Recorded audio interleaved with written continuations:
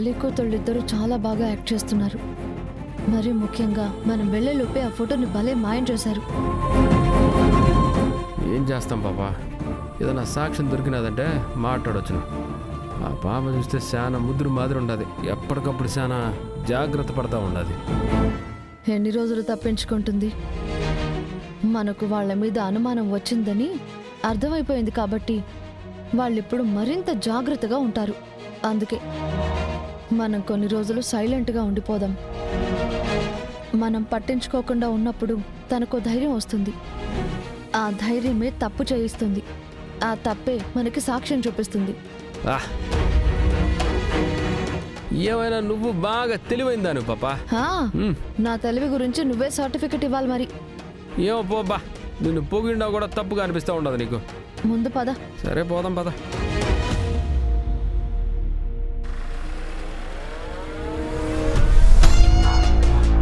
సమయానికి నువ్వు వచ్చావు కాబట్టి సరిపోయింది, కానీ అదే కొంచెం లేట్ అయి ఉంటే అమ్మో, వాళ్ళని చూస్తుంటేనే చాలా భయంగా ఉంది. వాళ్ళని చూసి భయపడ్డం కాదమ్మా, అసలు వాళ్ళు మనల్ని చూడాలంటేనే భయపడేలా చేయాలి. ఏం చేస్తావే?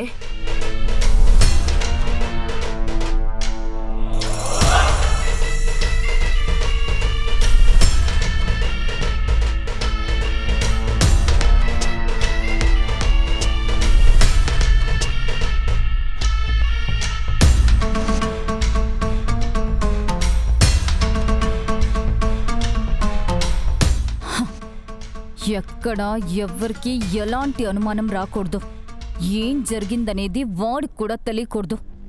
అర్థమైందా? అర్థమైంది మేడం.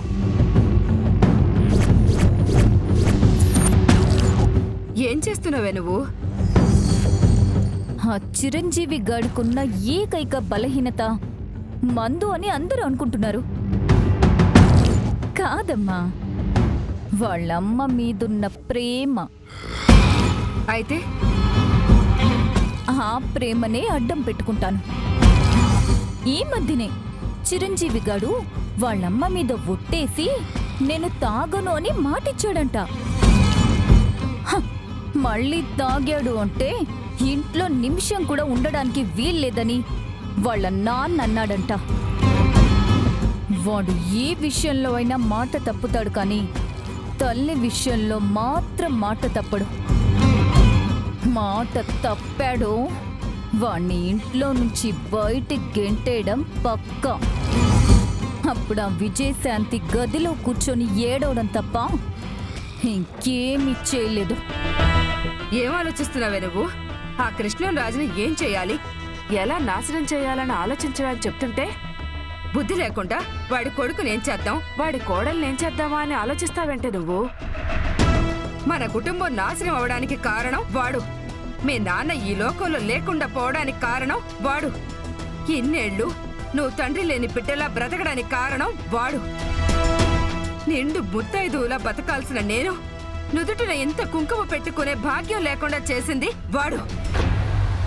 వాణ్ణి ఎంతో త్వరగా నాశనం చేయాలా అని ఆలోచించకుండా ఇలాంటి పిచ్చి పిచ్చి పనులు చేస్తూ కూర్చుంటే మనం అనుకున్నది జరగదే. చెట్టు మీద పిట్ట కన్ను ఒక్కటే చూసిన అర్జునుడిలా నీ గురి ఎప్పుడు ఆ కృష్ణరాజు మీదే ఉండాలి. వాణ్ణి నాశనం చేయడం గురించి ఆలోచించాలి. అంతే కదా, మన లక్ష్యం ఆ కృష్ణంరాజు అయినప్పుడు వాడి కొడుకు మీద పగ తీర్చుకుంటే మనకేం వస్తుందమ్మా? సర్లేమ్మా, నువ్వు చెప్పినట్టే ఇక నుంచి ఆ కృష్ణంరాజు పతనం గురించి మాత్రమే ఆలోచిస్తాను. వాడి అంతు ఎలా చూడాలన్న దాని మీదే దృష్టి పెడతాను. నువ్వు ప్రశాంతంగా ఉండు. నేను ప్రశాంతంగా ఉండాలంటే వాడి చావు కబురు నా చెవులారా వినాలి, లేదా వాడు నాశనం అయిపోయి నడివీధుల్లో పిచ్చోడై తిరుగుతుండటం నా కళ్ళారా చూడాలి. అప్పుడే నేను మనశ్శాంతిగా ఉండేది.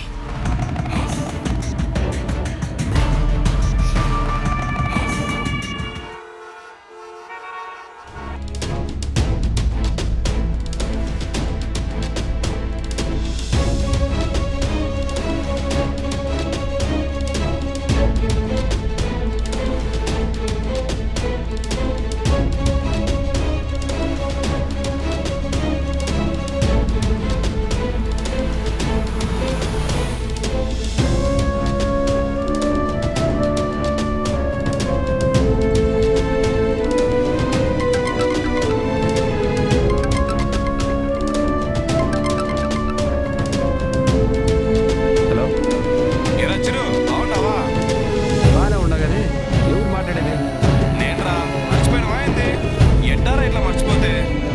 నాకుండేదే 4 ఫ్రెండ్స్, వాళ్ళని ఎక్కడ మర్చిపోతాను? అంతేలే, ఈ 4 ఫ్రెండ్స్ గుర్తుపెట్టుకో, నన్ను మర్చిపోయావన్నమాట. ఎందుకు ఎవరు నువ్వు? ఓసారి బయటికి రా, ఎదురు పడితే అప్పుడైనా గుర్తుపడతావేమో.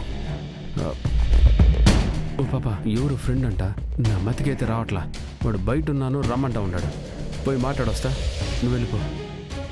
సరే, ఏడుండవు నువ్వు? త్వరగా రా. హలో.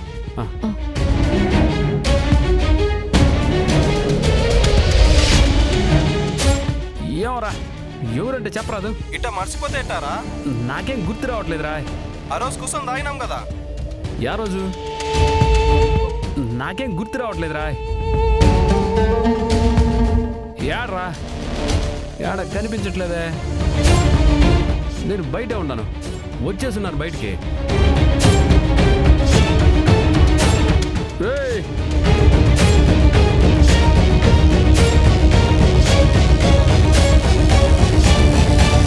రేయ్, యాడుండవురా? నేను ఇంటి బయటే ఉండా, ఫంక్షన్ జరుగుతూ ఉండదు. ఎందుకు యాడుండవు నువ్వు? నేను బిన్న లోపలికి వెళ్ళాలి, నువ్వు తొందరగా రా, నేను వెయిట్ చేస్తాను.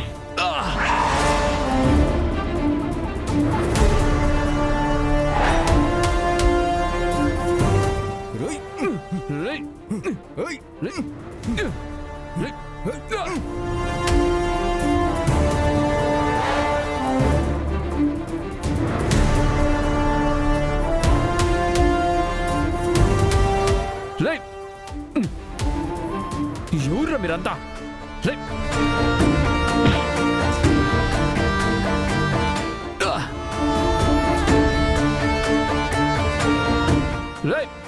ఎవర్రా మీరు?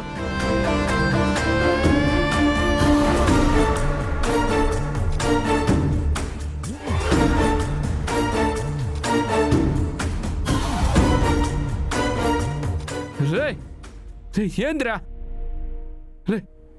మందు నాకు తాగిస్తారా?